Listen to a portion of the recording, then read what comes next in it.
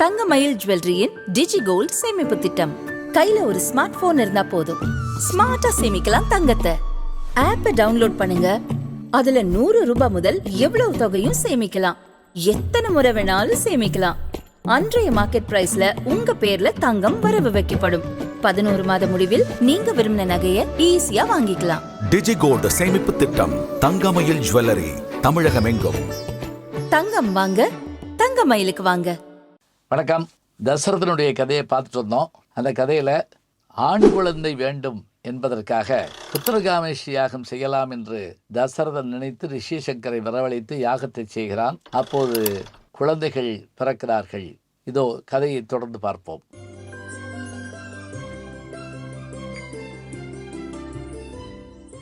ரிஷிசங்கருடைய அந்த புத்திரகாமேஷி யாகத்தின் மூலமாக தசரதனுக்கு 4 மகன்கள் பிறக்கிறார்கள். அதாவது 3 மனைவியருக்கு 4 பிள்ளைகள். கோசலைக்கு ராமனும், கைகேயிக்கு பரதனும், சுமித்திரைக்கு சத்ருகணன், இலக்குவன், அதாவது இலக்குவன் சத்ருகணன் என்ற 2 குழந்தைகளுமாக 4 பேர் அவர்களுக்கு பிள்ளைகளாக பிறக்கிறார்கள், ஆண் பிள்ளைகளாக.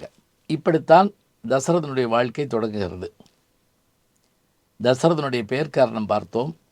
அவன் ஆண்டு வந்த அந்த அயோத்தியினுடைய பெருமையை சொல்லுகிற போது அவன் எப்படி ஆண்டான் என்றால், வையகம் முழுவதும் வரிங்கன் ஓம்புமோர் செய்யன காத்தான்பாங்க. அதாவது 1 ஏக்கர் நிலம் உள்ளவன் எப்படி அந்த நிலத்தை கண்ணுங்கருத்துமாக பார்ப்பானோ அதுபோல் தான் ஆளக்கூடிய அந்த பகுதி முழுவதையும் அவன் என்ன பண்ணானா, கண்ணுங்கருத்துமாக ஆண்டானான். இத்தகைய பெருமையுடையவன், வீரமுடையவன், போருக்கு சென்றவன், இந்திரனுக்கு உதவியன். அந்த கைகேயி அவன் இந்த நேரத்தில் போர்க்களத்தில் தான் தன்னை உயிரை காப்பாற்றினாள் என்று தெரிஞ்சு அவளுக்கு 2 வரங்கள் தருவதாக சொல்லுகிறார். இவையெல்லாம் முன்கதையாக வைத்துக் கொள்ளுங்கள். இப்போது தசரதன் தன்னுடைய பிள்ளைகளை வளர்த்து வருகிற போது, அவர்கள் இளம் வயதை அடைகிற போது, முதல்ல அவருக்கு அந்த குழந்தைகளுக்கு ஆசிரியராக இருந்தவர் வசிட்டர். பின்னர் ஒரு முறை விஸ்வாமித்திரர் வருகிறார்.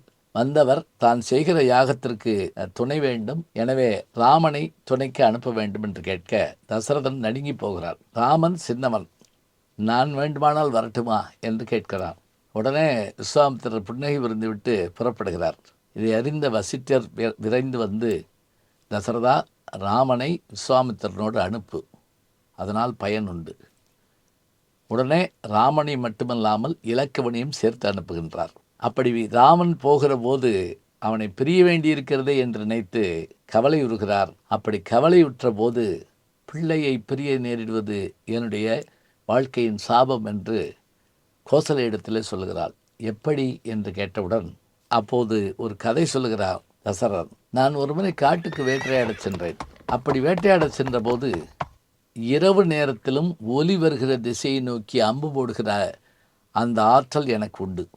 அதன்படி இரவில் நீரருந்த வந்த மிருகம் ஒன்றினுடைய சத்தத்தை கேட்டு நான் பாணத்தை எய்தேன். ஆனால் அந்த பாணம், நான் நினைத்தது அது யானையாக இருக்கும் என்று.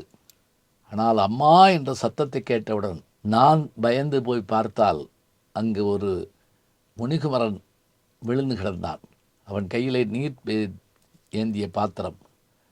நான் பதறிப்போய் அவனிடத்தில், நீ யாரப்பா என்று கேட்டேன். அப்போது அவன் சொன்னான், ஐயா, நீர் யாரோ எவரோ எனக்கு தெரியாது. ஆனால் என்னுடைய தாய் தந்தையர், பார்வையற்ற தாய் தந்தையர், அவர்களுக்கு நான் நீர் கொண்டு வரத்தான் வந்தேன். இந்த நேரத்தில் நீர் அடித்து அம்பினால் என் உயிர் போகப் போகிறது. உயிர் போனாலும் பரவாயில்லை, தயவு செய்து இந்த தண்ணீரை என் தாய் தந்தையர் கொண்டு கொடுங்கள். அப்படி கொடுக்கும் முன்பாக நீங்கள் யாரென்றோ இங்கு நடந்ததையோ சொல்ல வேண்டாம், அவர்கள் நீர் அருந்த மாட்டார்கள்.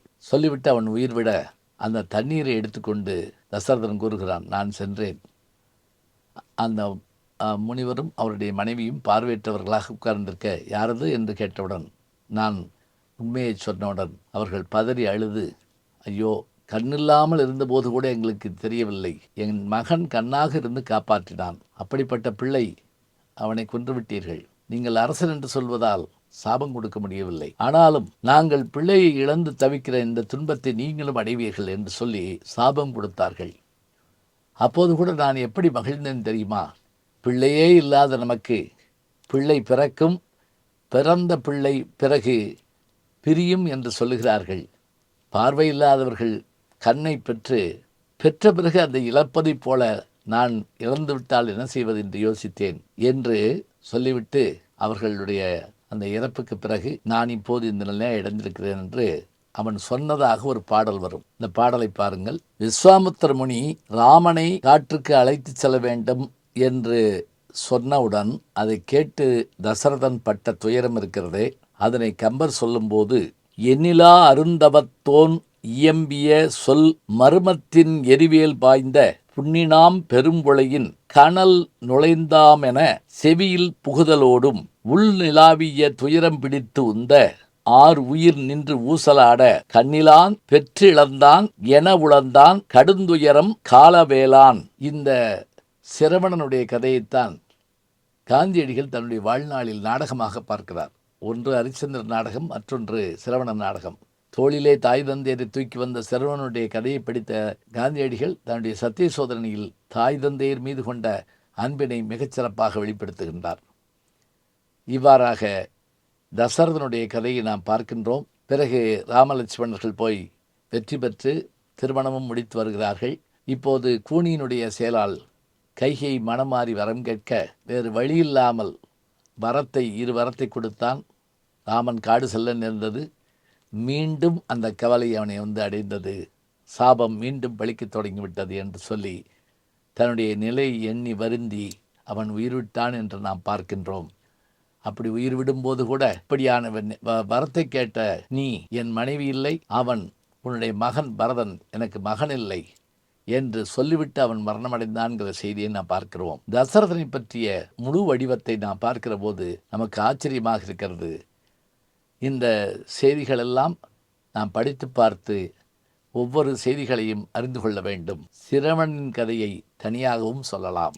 நல்ல செய்திகளை நாளும் சிந்திப்போம். நாளை சந்திப்போம். நாளும் நல்ல தமிழ் கேட்க முனைவர் ஞானசம்பந்தம் அவர்களின் கேளுங்கள். கண்டிப்பாக கேளுங்க. நான் கேட்டுட்டு இருக்கேன்.